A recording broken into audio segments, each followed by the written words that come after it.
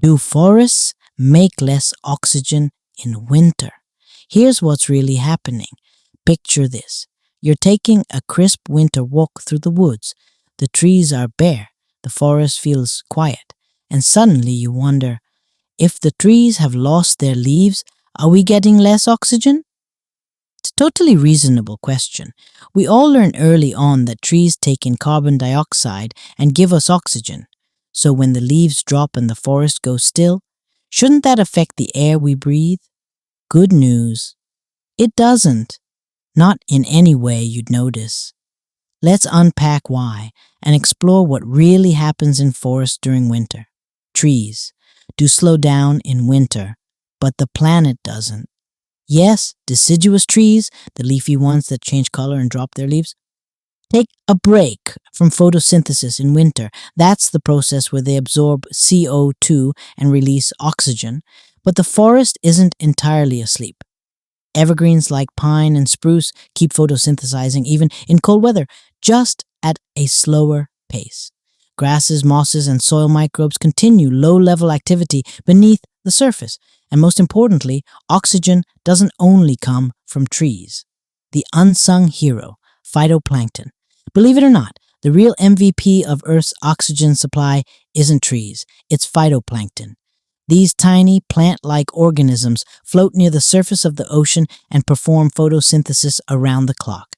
Scientists estimate they produce 50% to 80% of the oxygen in our atmosphere. So even when forests take a winter break, the planet keeps breathing, thanks to the sea. But what about CO2 at night? Great follow-up. Trees, like all living things, also respire, which means they use oxygen and release carbon dioxide, especially at night when there's no sunlight for photosynthesis. In winter, when nights are longer, this respiration continues for more hours. So yes, trees do emit more CO2 during long winter nights. But before you worry, here's the key. The amount released is tiny compared to what trees absorb during their active months. Over time, trees remain net carbon absorbers, not emitters. So, why does winter air feel heavier? Here's the twist. When people say the air feels worse in winter, it's not about oxygen. It's usually about air quality. Temperature inversions trap pollutants close to the ground. There's more burning, wood stoves, fireplaces, fossil fuels. Cold, still air means pollution sticks around longer. So yes, winter air can feel smoky, stuffy, or heavy, but that's because of pollution, not a lack of oxygen. Do trees still matter?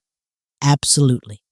While trees aren't our primary oxygen source, they're still essential, especially in the fight against climate change. Afforestation, planting more trees, helps. Absorb and store carbon dioxide. Clean the air and cool cities. Improve soil, water cycles, and local ecosystems. Deforestation, removing trees, does the opposite. Releases stored CO2, damages ecosystems and water supplies, accelerates warming and biodiversity loss. So no, winter leaf drop doesn't mess with our oxygen supply, but long-term tree loss, that's a much bigger deal. Losing leaves doesn't mean we're losing oxygen. The forest is simply resting. The ocean is working overtime, and nature, as always, knows what it's doing. So next time you're walking through a quiet, snowy forest, take a deep breath, literally.